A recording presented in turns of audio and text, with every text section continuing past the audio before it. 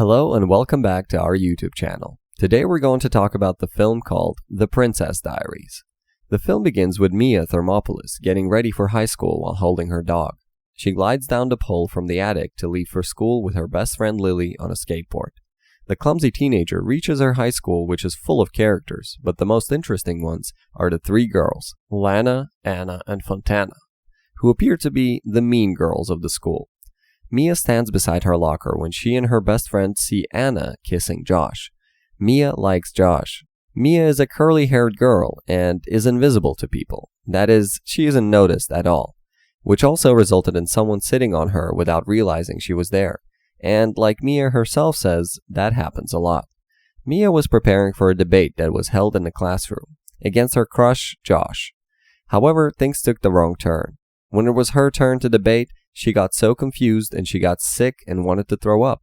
Sick Mia now sat in the office while her mother came to get her, informing her about the grandmother's arrival.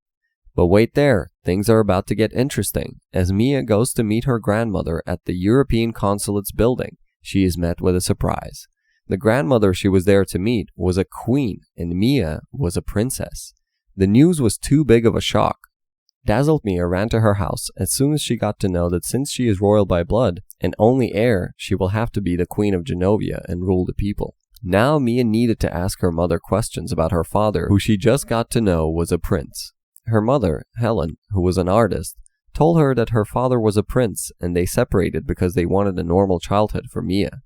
The grandmother, or the queen, also visited them, and Mia was being a teenager, she threw tantrums everywhere. She refused to talk to them and went to the tower. About the tower was a separate space in the house where she went to hide.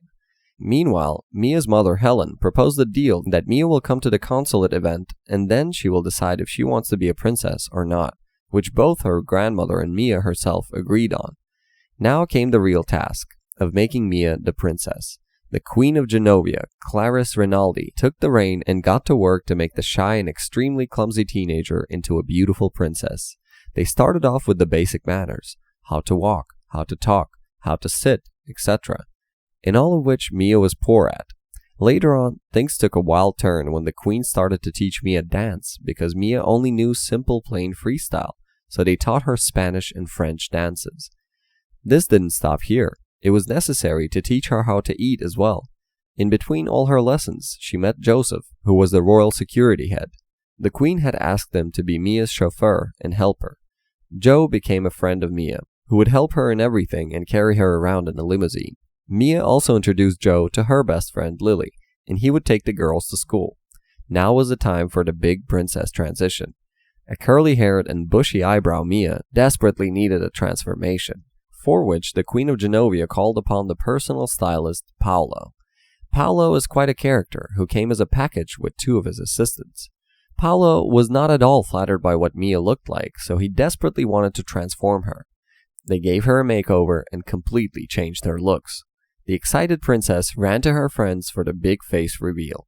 Michael, who was Lily's brother and also had a huge crush on Mia, was surprised to see her in her new avatar, but the same can't be said for Lilly. Lilly, the best friend, called on the suspicious makeover and compared Mia to the it girls of the school. She told her that now after the makeover, Mia is the desperate blondie of the school as well. This broke Mia apart and she teared up in the car. Mia asked Lilly to at least be supportive. Things become different for Mia now. After school, she rushes to her grandmother's house for the lessons, where she is trained to be a princess, due to which she ditches a few plans with Lilly. When Lilly complains, Mia takes her in a secret and tells her about the royalty. Mia goes to her school super underconfident about her looks, hiding her new straight hair in a weird cap. Lana, Hannah, and Fontana make fun of the cap and make her take it off. As she does, they make fun of the hair. This time, Lilly takes her side and teaches the girls a lesson. The next day brings a lot of problems with it for Mia. As she is going to the school, a large number of paparazzi and media stand in the way to get her interview and pictures, so she runs inside. Clarisse comes to the school, and so does her mother, and Joe brings Paolo, the designer, to tell them that he broke the news. If you enjoyed this video so far, please consider subscribing as we frequently upload such informative and entertaining videos. Let's continue. There is a dinner arranged for the officials in the European Consulate, where Mia meets them. It is Mia's first official dinner. She sits right next to the Prime Minister of Genovia. As she is served with him, she takes a large spoon and numbs her brain, seeing that the Prime Minister and his wife are joining later on. Mia drops her pear, which she gets down to pick up, and one of the officials stumbles upon her, leading to a waiter stumbling upon another, and in short, leading to a havoc in the dining room. The befuddled princess goes to her grandmother for the training classes. The queen makes a plan for the two of them to see San Francisco, and they go to pick up Mia's baby, which is her car. It is a grandmother and granddaughter's day out. They go through the city in the car and go to play games in the gaming zone. The reluctant queen gets to play and be really into the game as well, as Mia pushes her to play. They have hot dogs while Clarisse tells Mia about her father. She tells her that he had to give them up for the people of Genovia, and that was the hardest decision. The queen and the princess are set on another adventure when they take Mia's old car and try to climb a steep hill road.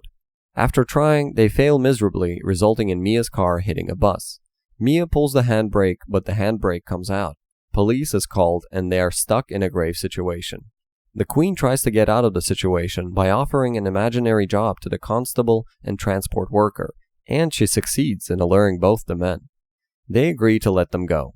Mia starts to get new fame and paparazzi at her school every day, and so do other people at the school. Josh, Mia's crush, invites her on a date for a beach party. There as well, paparazzi follow her and take pictures of her. Josh takes her to the cabin, and when it's fully silent, they come out and the hiding media comes out and starts taking pictures again.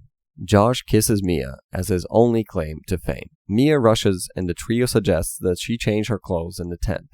As she goes inside, they call the media to take her pictures while she's changing. To have pictures in the tabloids can be great for some, but not for the princess. Clarisse calls Mia and scolds her for the pictures. She tells her that maybe she is not the best to be the princess. Heartbroken Mia goes to her school, where she is not so warmly greeted by the angry best friend who was waiting for her on her show. Lilly scolds her for being a bad friend and breaking her brother's heart. Mia tells her that she is never going to be a princess. Joe tries to poke some sense into the queen and tells her about the nasty games of Josh and the trio. On the other hand, Mia is heartbroken and doesn't think that she can be a princess. Cool Anna tries to be mean to her friend about his punk hair. Mia gets up and rubs her ice cream onto Anna's dress. Mia apologizes to both Lilly and Michael and invites them to the royal gathering. The queen comes to her and apologizes for her behavior, but Mia tells her that she can never be a princess because she can't take care of people, and she is a clumsy asset. The queen asks her to renounce the royalty at the event in front of the press. Mia is scared of giving the speech. The consulate is ready for the event. Everybody is preparing for the gathering when the queen asks about Mia. Joe tells her that Mia wanted to come with her mother, but since Helen is already here, Joe rushes to her house to look for Mia. When she finds a letter from her dad for her 16th birthday, which was that day, her father tells her about the royalty and under the circumstances he left them, so he can't run away from the responsibility. This somehow motivates Mia. She cancels her vacation plan and goes to her car when it is already raining. She's drenched while she drives her convertible car, which stops moving in between. At the consulate, everybody is waiting for her. Joe is looking for her too. Finally, Joe finds Mia sitting in her car, drenched completely. He takes her to events in drenched sweatpants and t-shirt. The queen who has been waiting for her is about to make the speech for her. She takes the mic and tells the press about her being scared of speeches, but that day her father helped her to decide. She announces that she will be the Princess of Genovia. Lilly and Michael are there for her in the gathering. Lilly and Michael find a spot away from all the people. As she tells him that she is still going to be the same person, he kisses her, and that's how the film The Princess Diaries ends. If you already watched this movie, share your reviews with us in the comments below. Before you go, make sure to subscribe, like this video, and share it with your friends who are into drama, comedy, and crime fiction movies. Thank you for watching.